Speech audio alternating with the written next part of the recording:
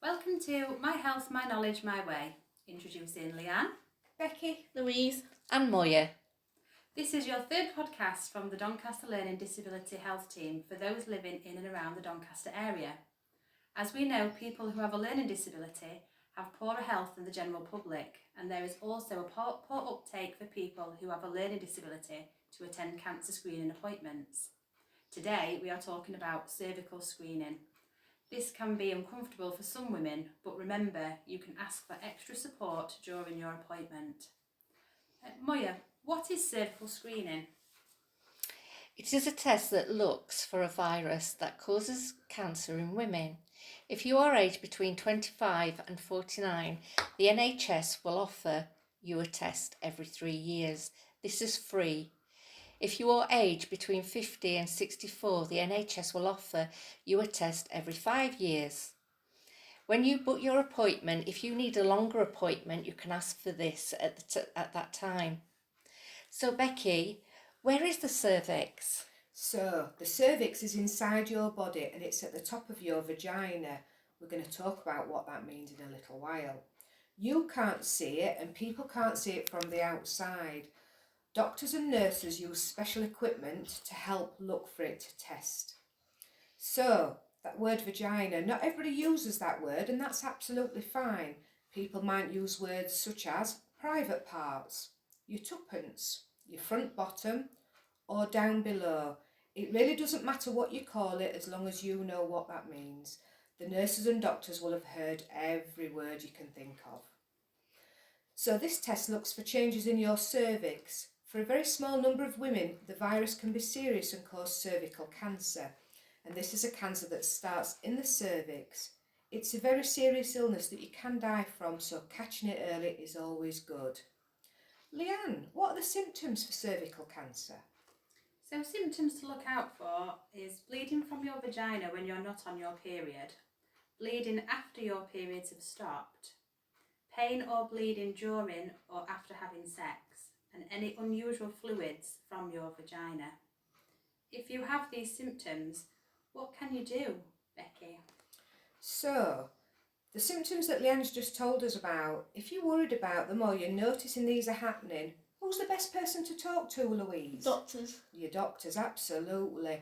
And when you talk to the doctor, they might ask you to come in and have some further tests to just rule out cancer. Louise, do you know how many people cervical cancer affects? No, so it's really good news. 9 out of 10 women who have this smear or cervical screening have normal test results. So that means only 1 out of 10 women might need to have some further tests. Moya, what's that test like? The smear test is usually done by a female nurse or doctor. You can ask at the time of making the appointment to make sure it is a female who does your tests. When you go for your appointment, it is better to wear a skirt or dress. You will go into a private room. The nurse will check your name and age and ask you some questions. You will be asked to take off your underwear and lay on an examination couch. The nurse or doctor will ask you to lay down on the bed with your knees bent. The nurse or doctor will use a device called a speculum, which is put into your vagina to see your cervix. It looks a bit like curling tongs and opens up so they can see inside your vagina. They will then put a little brush into the spectrum and take a sample of your cervix. Becky, how long does this take? So the test itself only takes a minute or two. Louise, how long do you think you might be in the doctor's surgery when you have it done? Half an hour. Yeah, about half an hour. If you think you're going to go in, the nurse will explain what they're going to do. And like we've been saying, they'll ask you to lay on the couch. They might provide you with a little towel or a cover to try and protect your dignity, which means to try and hide some of your private parts from others. If you need a longer appointment, Louise, do you think you can get one? Yeah. Yeah. What would you do if you wanted a longer appointment? Let's fast forward. Yeah, brilliant. So we call these reasonable adjustments, and this is making sure you've time to talk to the nurse and you don't feel rushed or pressured. If it's too painful, Louise, what can you do? Just ask her to stop. Absolutely, yeah. And you can talk to that nurse and try again, can't you? Yeah. Yeah, we can keep trying until we feel right, can't we? Yeah.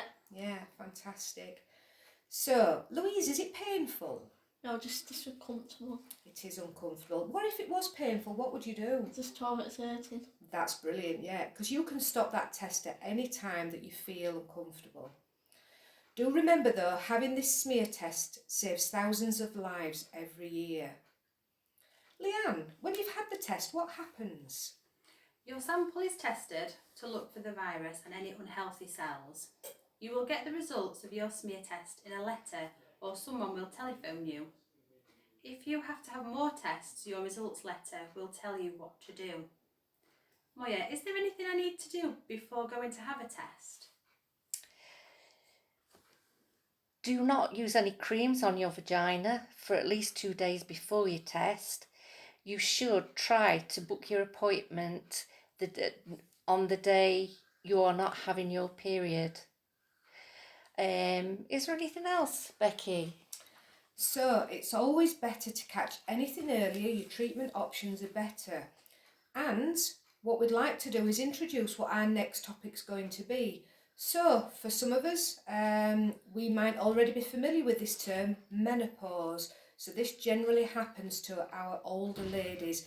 If you're interested, please log on to that podcast and listen to the next one. See you soon. Bye. Bye. Bye.